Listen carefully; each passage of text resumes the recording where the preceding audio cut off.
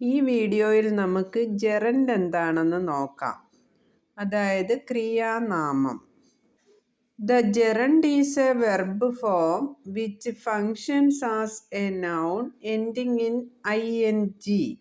നാമമായി പ്രവർത്തിക്കുന്ന ing-യിൽ അവസാനിക്കുന്ന ഒരു ക്രിയയെയാണ് ജെറൻഡ് അഥവാ ക്രിയാനാമം എന്ന് പറയുന്നത്.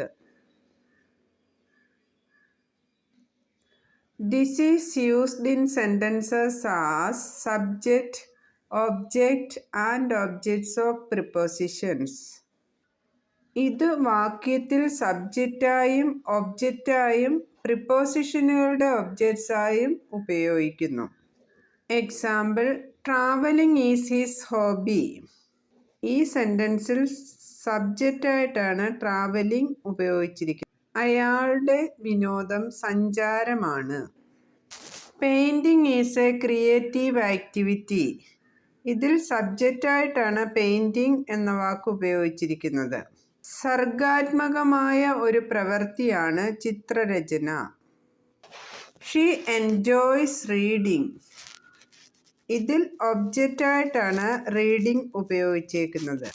അവൾ വായന ആസ്വദിക്കുന്നു. Holidays R perfect for visiting family. ഈ സെൻറ്റൻസിൽ വിസിറ്റിംഗ് എന്നുള്ളത് ഓബ്ജക്റ്റായിട്ടാണ് ഉപയോഗിച്ചിരിക്കുന്നത്. കുടുംബ സന്ദർശനത്തിന് അവധി ദിവസങ്ങളാണ് ഏറ്റവും നല്ലത്.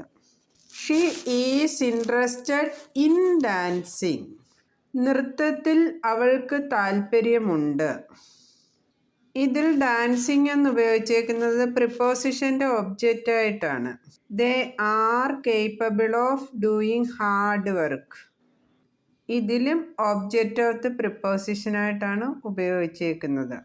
കഠിനാധ്വാനം ചെയ്യുന്നതിന് അവർക്ക് കഴിയും. നിങ്ങൾക്ക് ഈ വീഡിയോ ഇഷ്ടമായെങ്കിൽ ലൈക്ക് ചെയ്യുക, ഷെയർ ചെയ്യുക, കമൻറ്റ് ചെയ്യുക ആൻഡ് സബ്സ്ക്രൈബ് ചെയ്യുക.